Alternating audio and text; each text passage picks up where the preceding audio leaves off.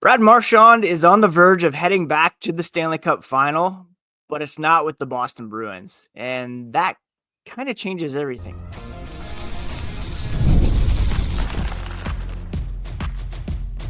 You're Locked On Bruins, your daily podcast on the Boston Bruins, part of the Locked On Podcast Network, your team every day. What is up, Bruins fans, and welcome back to the Locked On Boston Bruins podcast. I'm your host, Ian McLaren, and this is a daily show where we discuss all things Spoked B. Today is Tuesday, May 27th. Thank you so much for making Locked On Boston Bruins part of your daily routine. It's free and available on your favorite podcast app and on YouTube. And as part of the Locked On Podcast Network, your team every day. Now, last night, the Carolina Hurricanes staved off elimination by beating the Florida Panthers in Game 4 of the Eastern Conference Finals.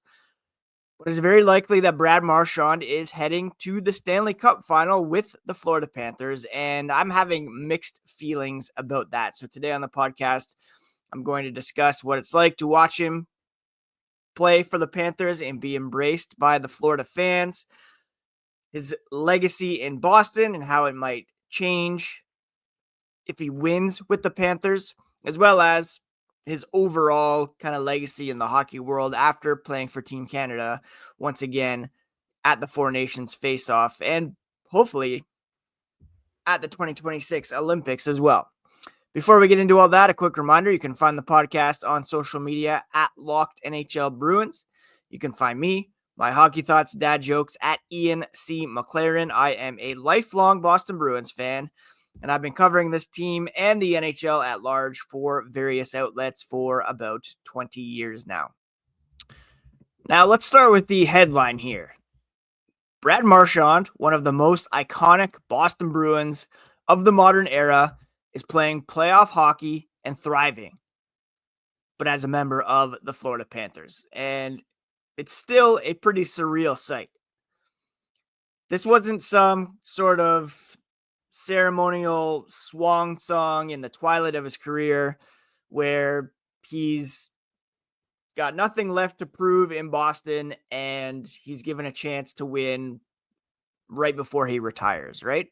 Marchand clearly still has a lot of gas in the tank, but when the Bruins retooled prior to the trade deadline, they made a decision, and a pretty painful one, to move on from their captain and their longest tenured player. And the context here does matter.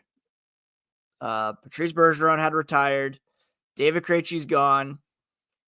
The Bruins went out last summer and signed Elias Lindholm, Nikita Zadorov to long-term contracts.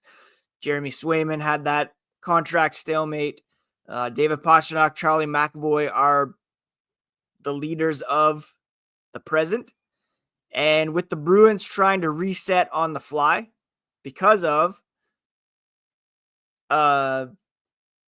failure to live up to expectations, or really to build on last season's success and include these new guys into the mix in a way that was effective.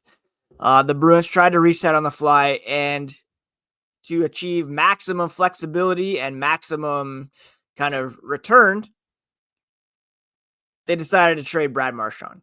Entering the final year of his deal, he still had what we thought was immense trade value, and the Bruins settled for trading him to the Panthers for a conditional first-round pick that now likely will be a 2027 first, unless it's falls within the top 10 that year if the Panthers just dramatically fall off.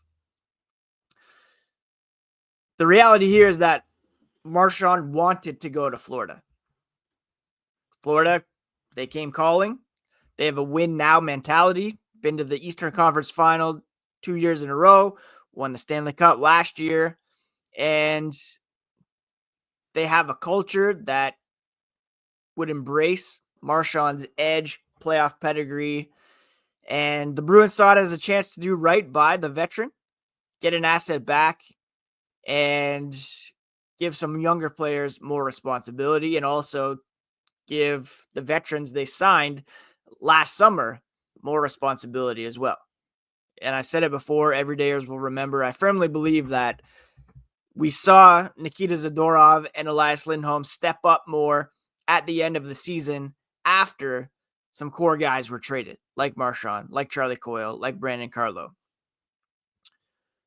Let's be honest, no one really wants to see Brad Marchand in anything but a Bruins jersey. Would it have been better for the Bruins to hang on to Marchand and try to work out a contract extension so that he could finish his career in black and gold? That's what we wanted as fans. That's the story that we wanted. But it doesn't always play out like that. And there was apparently a gap in maybe term, valuation. It didn't seem as though the two sides were going to agree on a contract extension. And when they put it to Brad, there was one place he wanted to go, and that was the Florida Panthers. And it's still incredibly difficult to watch him not just, ride as a passenger along to victory with the Panthers, but to be a pretty significant member of this team during this playoff run.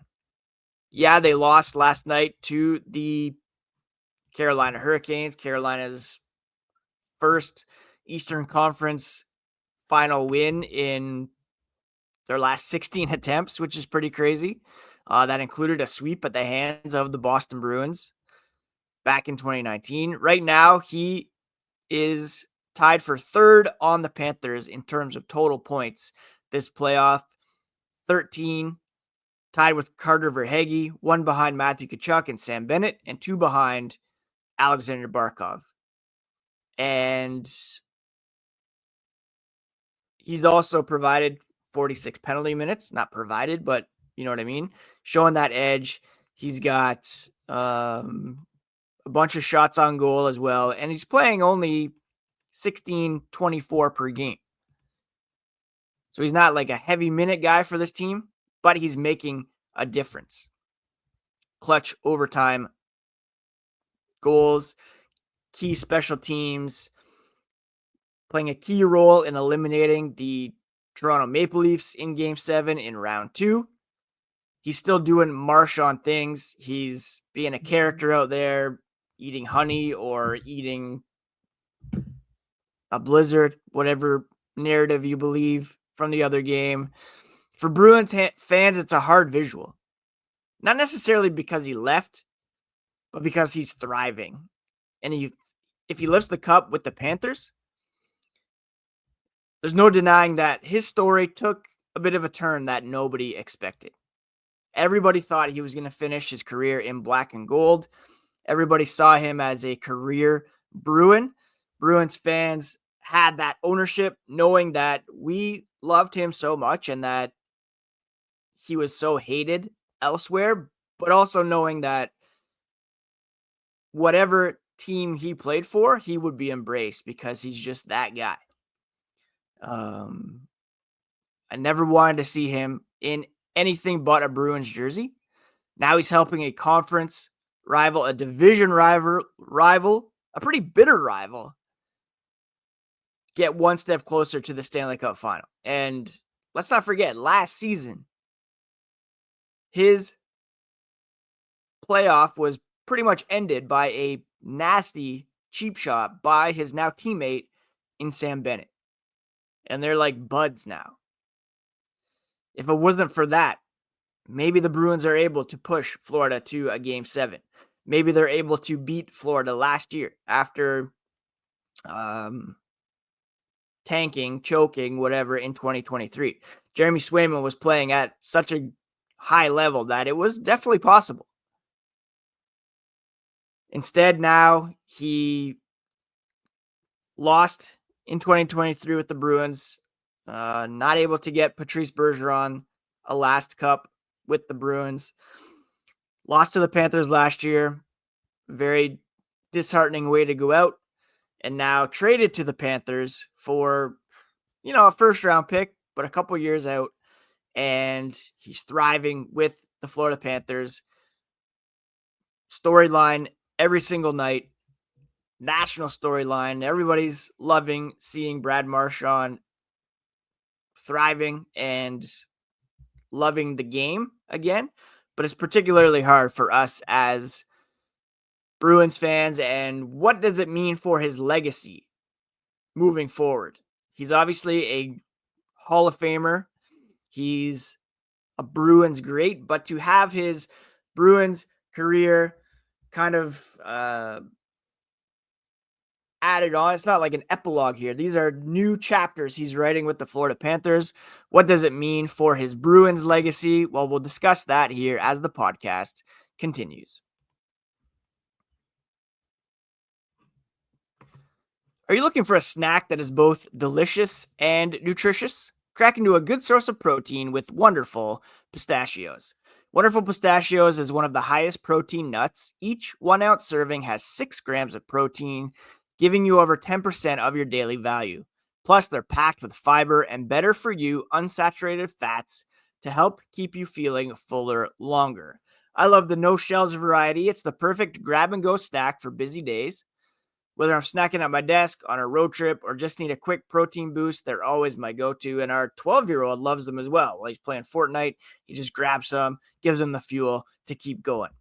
If you like the in-shell variety, though, they're available so you can get that satisfaction of cracking open every shell. Get cracking and get snacking with a snack that packs a protein punch. Visit wonderfulpistachios.com to learn more. Thank you so much again for making Locked On Bruins part of your daily routine, free and available on your favorite podcast app and on YouTube. Part of the Locked On Podcast Network, your team every day. Today we're talking about Brad Marchand on the verge of going to the Stanley Cup Final with the Florida Panthers and what it means for his Bruins legacy. Here's the truth. His legacy in Boston is rock solid. But this Florida chapter, this run to another cup final, adds a layer that makes the ending a little more complicated. He was drafted in 2006, 16 years with the Bruins, Stanley Cup champion in 2011, part of the most beloved Bruins team in a generation, and also a key contributor in Game 7 against the Vancouver Canucks. Reached the final again in 2013 and 2019.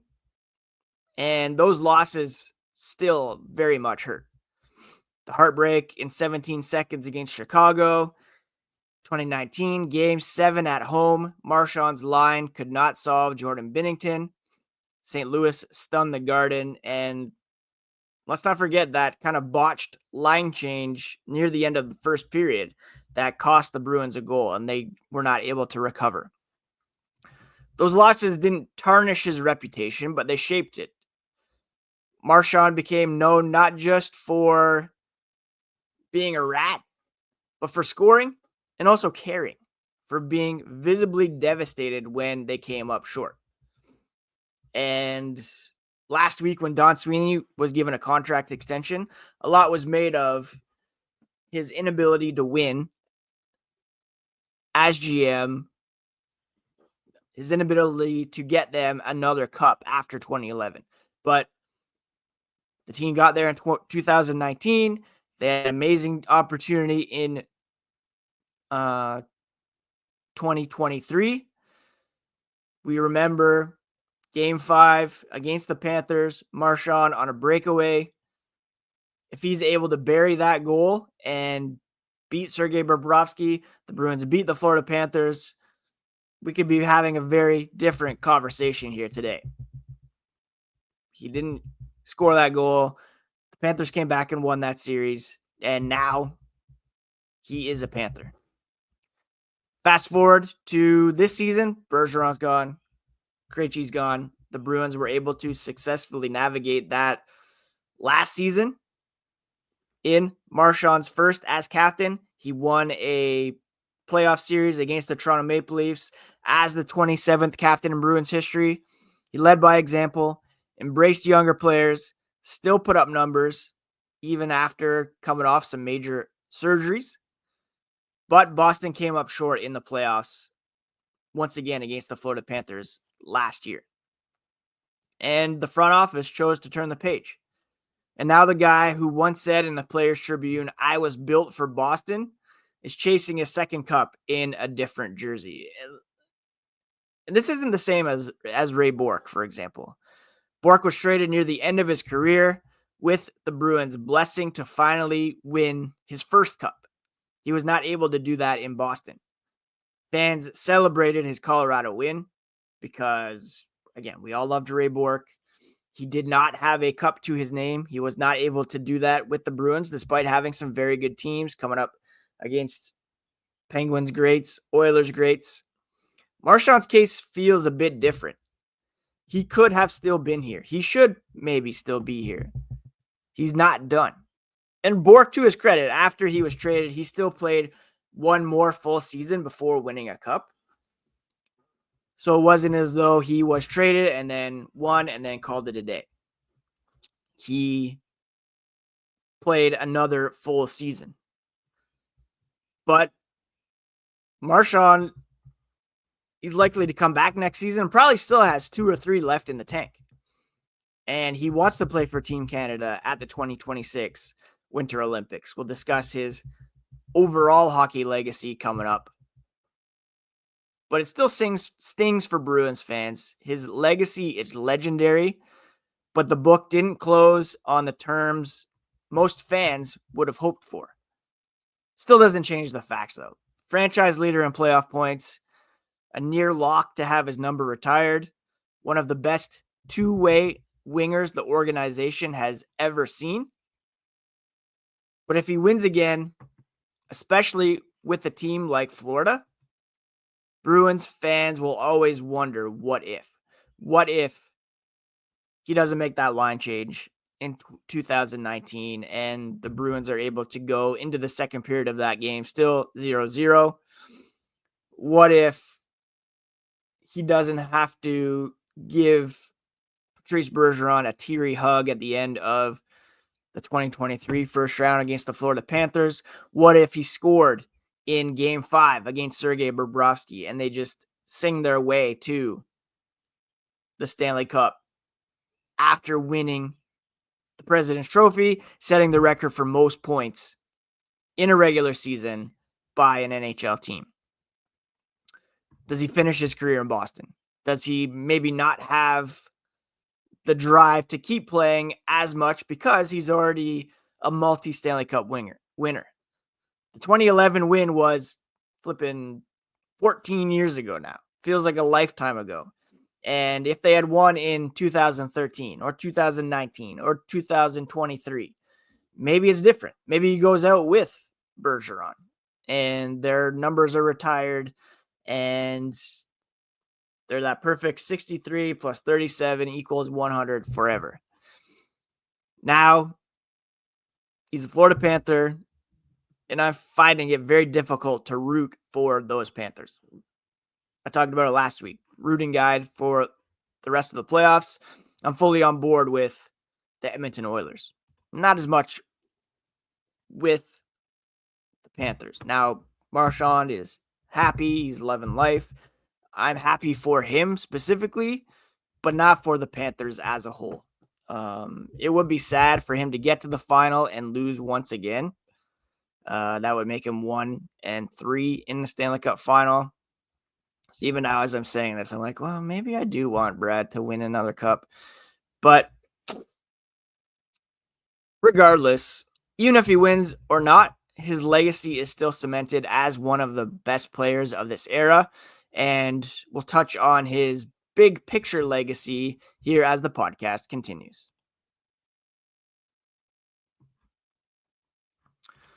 All right, we're talking about Brad Marchand today, his legacy with the Bruins, post-Bruins, on the verge of going to another Stanley Cup Final.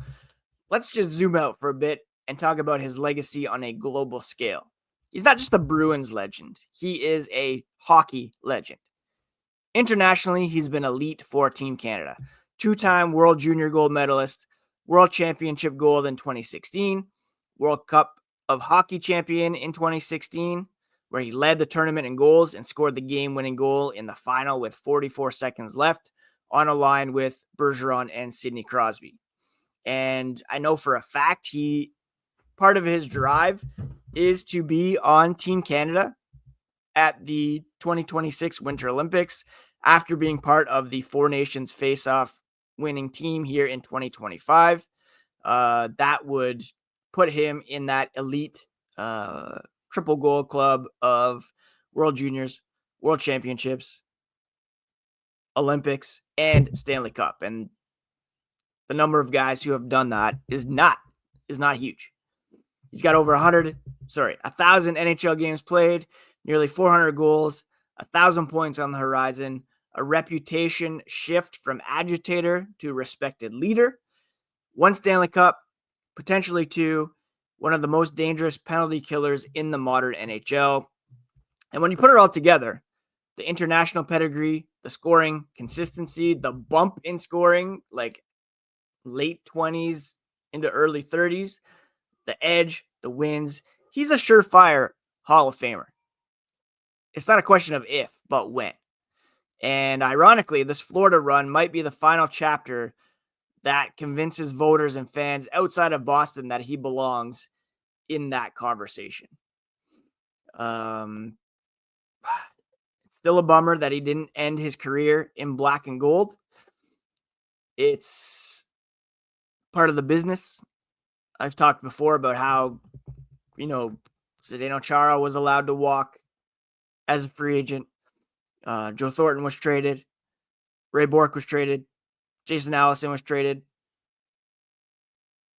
Most captains, other than Patrice Bergeron, in my lifetime, were either traded or allowed to walk. They didn't finish their careers as members of the Boston Bruins. He gave everything to the Bruins. He wanted to stay with the Bruins. And the reality is he played on a very team-friendly deal for this team for the majority of his career. What he was asking for was a chance to not be compensated for that, but to keep playing at a rate that still demonstrated his commitment to the game and his drive to win and his contributions on and off the ice. It was a bit different than Patrice Bergeron, David Krejci in the end, who were playing on low cap hit, kind of high bonus deals. He wanted to be paid as still one of the best wingers in the NHL, which he still is. And that's very fair. But the Bruins went a different way.